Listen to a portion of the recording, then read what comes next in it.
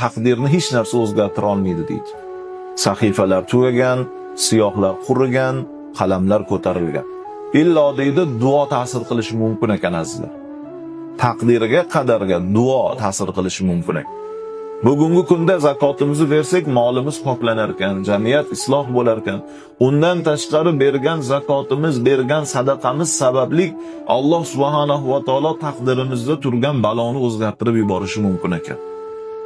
Mumkin ekan. Musa alayhissalomning oldilariga bir ayol keldi. Ey Musa, necha yildan beri bolam yo'q, farzandim yo'q. Bir duo qiling, Alloh menga ham farzand bersin.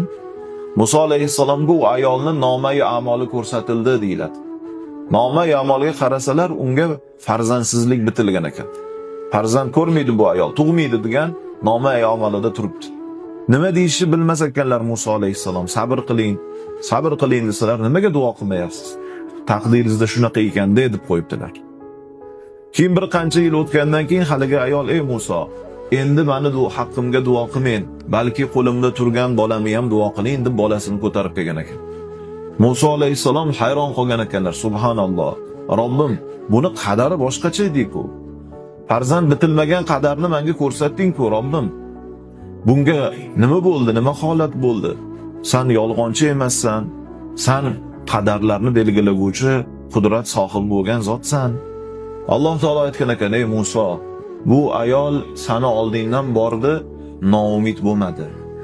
Duo qilaverdi, so'raverdi, kechasi ham so'radi, kunduzi ham so'radi, molidan berib ham so'radi, yordam berib ham so'radi, quvvatini sarflab ham so'radi. Natijada uni duolarini ijobat qildik degan ekan Alloh taolo.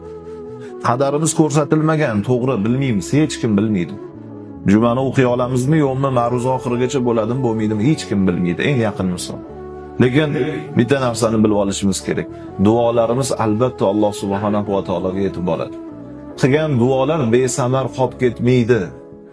Dunyoda foydasi bo'lmasa, Robbul alaminning huzurida oxiratda albatta foydasi bo'ladi.